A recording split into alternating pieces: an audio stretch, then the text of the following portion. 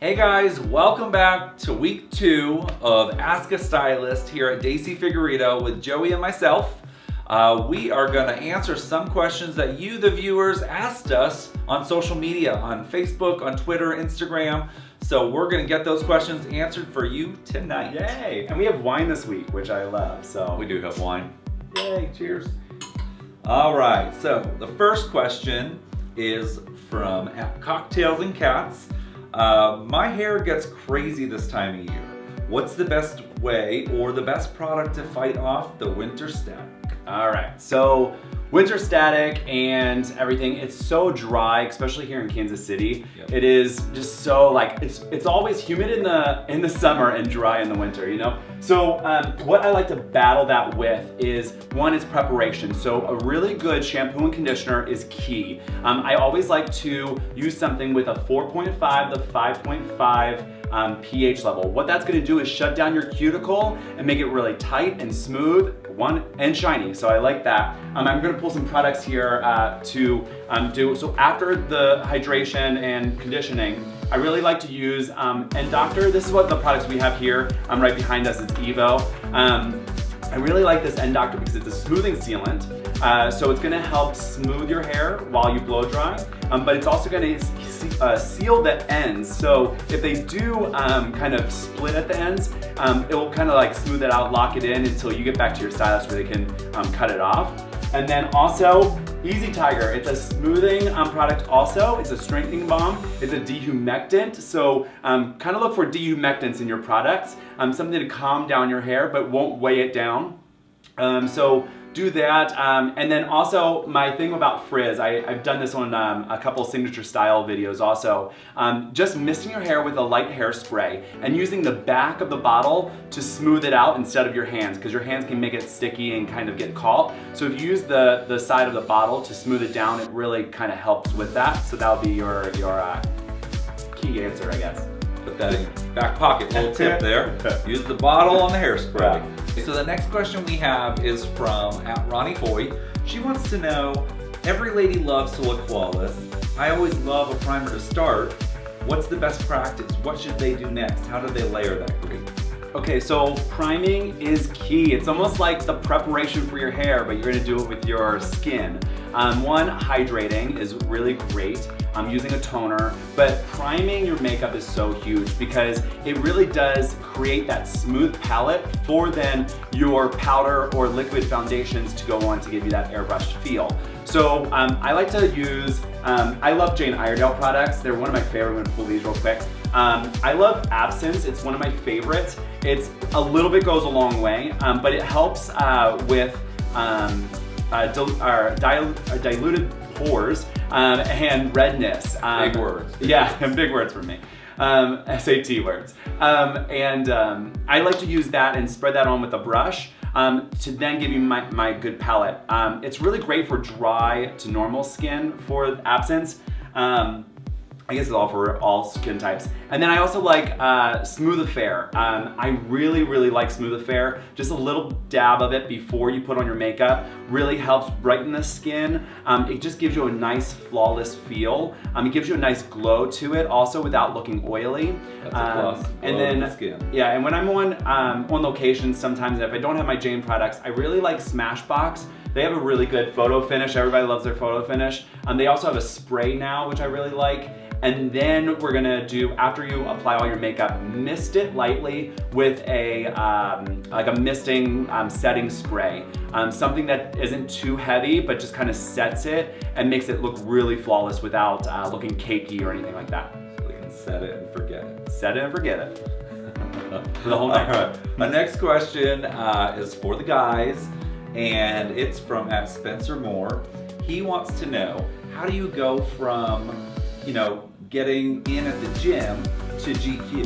Gym to GQ. How does he get it looking good after leaving the gym? So we did this last week, I believe, with the ladies. Yeah. Everybody wants to know how they look good after the gym. I mean, it is the new year, so everybody's going back. But I know Spencer, and he's always at the gym. He's a great trainer.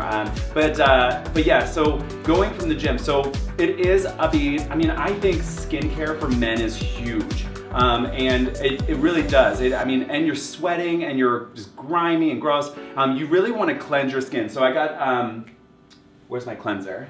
Oh, there it is. I love this cleanser. It's by It Works. I love this cleanser because it's for all skin types. Yeah. It's something I can just throw in my bag and just always have it there. So just use a little bit. Make sure to really cleanse your skin. And then away that dirt. Yeah, it's super gentle. It's super gentle. I have sensitive skin, so I love the cleanser. Yeah, and this is what we use in our bathroom and also at the gym. So I always like that. So get all that dirt off and then moisturize. So I really like to moisturize right after. As it's like still a little wet almost, not super, don't towel dry it all the way. This is what I use in the gym, and it's so little, you can just throw it in your bag and forget about it. It's the It Works Preventage. It's very light for men. If you have oily skin, it's really great, so it's not too heavy. And then also, this is my also go-to. It's by a company that is local to Kansas City called Skin. My girl Stephanie hooked us up. It is called Daily Greens Nourishing and Hydrating. This is what I usually use at night too, but sometimes if I don't have my other moisturizer, I use this. It's an all organic and natural line, and it smells so good. I absolutely love this one. And so yeah, I like to do that. So skin is super important. And then also for your hair. So as you wash your hair or whatnot, I usually like to use something that can go in wet to dry. If you don't have a blow dryer, I always like to use Scalding Taffy by Sojourn. It's very tacky. I love that one. And you can let it set and dry, and then you can break it up later, or you can blow dry it in.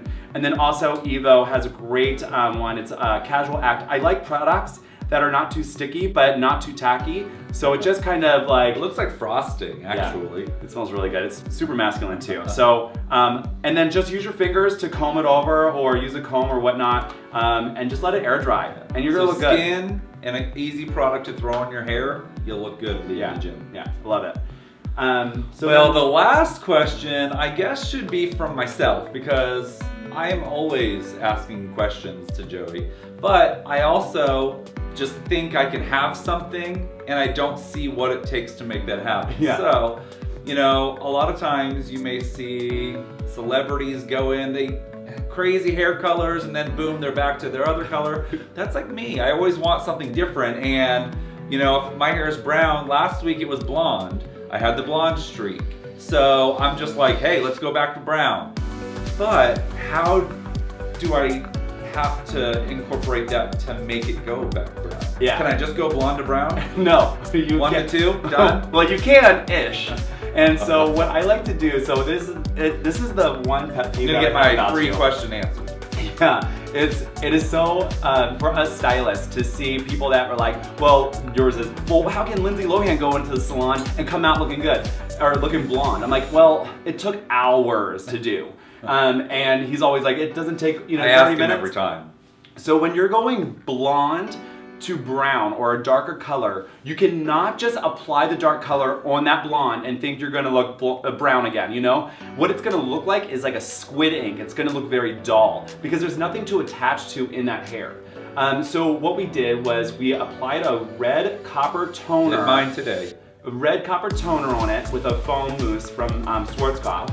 And then we let that process for about 10 minutes. And then we put your target color over that, and then we process for 40 to 45 minutes, and then we rinsed off. And what that does is, why the red is because it has that missing link. It's when you're going blonde, it goes through so many colors. That's why sometimes you don't get that perfect blonde. They didn't let it process all the way. You're gonna get stuck in that gold tone. So we need to make it go back to that middle tone, which is that reddish gold, and then apply your color. So it has something to attach to because that cuticle is all wide open from bleaching. So and then we shut it down with a good conditioner, 4.5 to 5.5 or anything lower to really make it last. So I found out today when I went from blonde to brown, there was an in-between stage. I had to go blonde to red to brown, and now it's good. But yeah, so it's a good ginger. I had to fill in that blonde, and hey, it worked. Yeah, so good job. Perfect. I think that's all the questions for this week. So we'll see you guys next Wednesday here at the Daisy Figurito studio. And if you guys have any questions, we want to know what you want to ask a stylist. Shout us out on Instagram, Facebook, Twitter at Daisy Figueredo. Shoot us a message. We want to know what you, the viewers, want to hear from us. You know, we want to ask Joey whatever we can.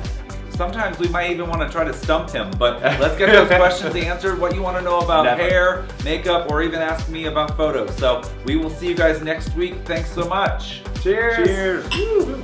See you guys.